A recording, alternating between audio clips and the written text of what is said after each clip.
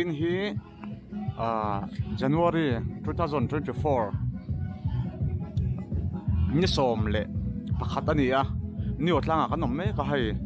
e chu thomin hria theida nang chuanin tuna hianin ECM Kaushan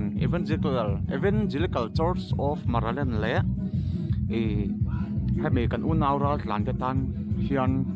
Brahman lama kan unaw te tan ral tlan te hian camping boat sainia ni otlang tourist lots huna hei yakan pandal zarin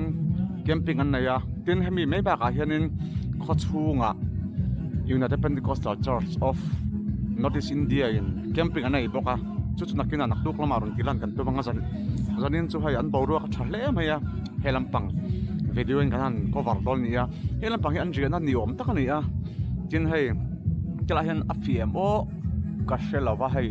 daranga tanga daruk devotion daruk tanga darsari breakfast tin teaching tin lunch teaching tea break teaching dinner night worship te om ta in tara so lampang so ai rong bol na lampang ani karinga ai rong bol na lampang hi kan kal ma sapotanga nge ni an trong hi kan thet hi amangem kan thela wa he lampang a hian ai rong bol tu lama mi lampang vedin kalo lang o mo nimin pi hang karon theng chialom ani in boyam boy về thầu mà anh làm lại sao cả lúc càng in train cả lâu ngay tham nôm mẹ cái phiếu tụi cả hắn lật đèn cái tiệt qua là số lại về xuân riêng mi cho nên thì khá nên ai rong bol lampang hawan oma thì khá nên cái hi cái theng lại đấy rất là cái Christmas mang cái hồ har đấy hết là cả lại tập hiện riêng bu cái này lại hi tourist lot sa ngani an quarter yani a lot stuck jo so lam pa pia so no ma chuanin ta hian kan lut don ne he anin khom bau ro kan wachim ve don ne cho he lam pang hi en lokela hi an riana te ni hlama nom mel khop ve cho he lam ban ta point riana ve kan ya chuanin he lam a poi he ria bu kan nei nuam khop mai hai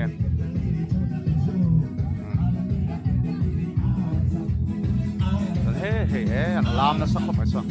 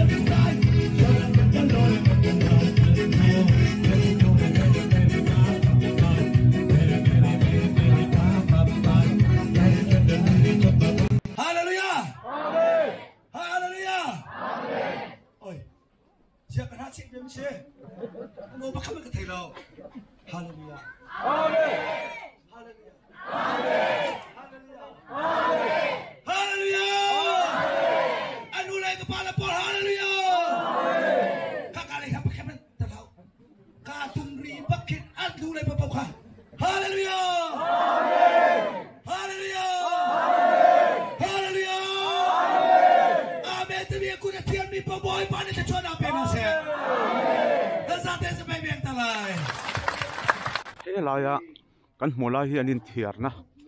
ani a in thiar ta po hen siam thakop mai la hi lots tourist lots la ya dum ngene syntax bul silpulin sir hi tourist lots pangai building pangai ni a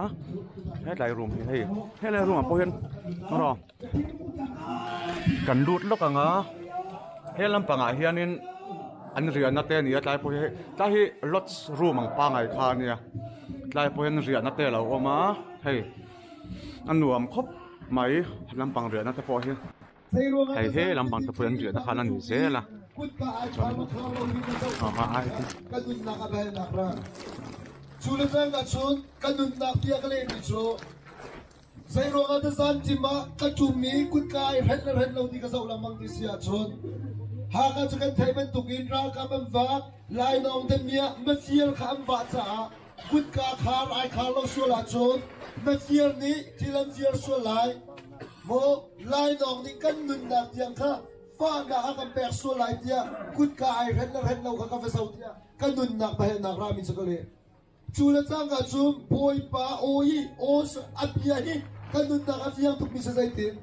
lai mi dam pi chum mu tak su kut ka hen ni nan thai nain thrau kut ka hen nan thai lo cha se tan yan sia ti na ti cha te rak nai lai mi dam pi chu tak su kut ka hen chu nan thai nan thrau kut ka hen nan thai lo ro nga se tan ni an ro di na an sia di na an tha di chang na ti poi ba ni fian na kan pe sa hallelujah sa na thong pang chalo liu akin atwa ni o tang baka hi san chi ma po pi na sa kaya bak na sa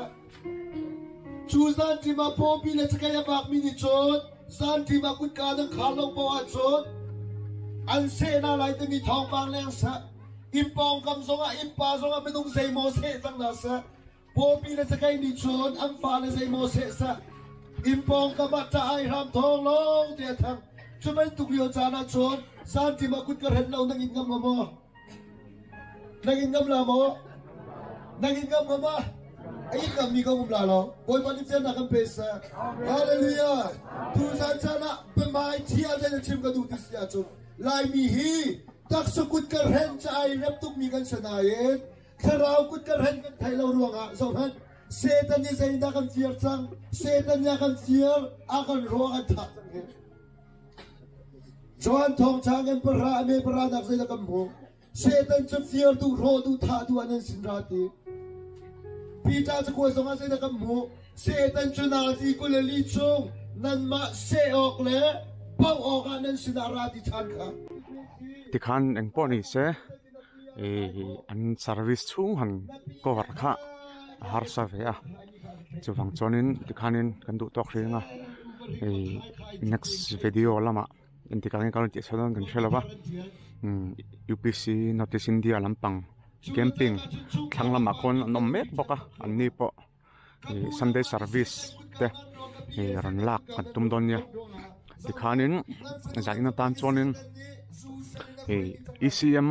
Evangelical Church of Maryland le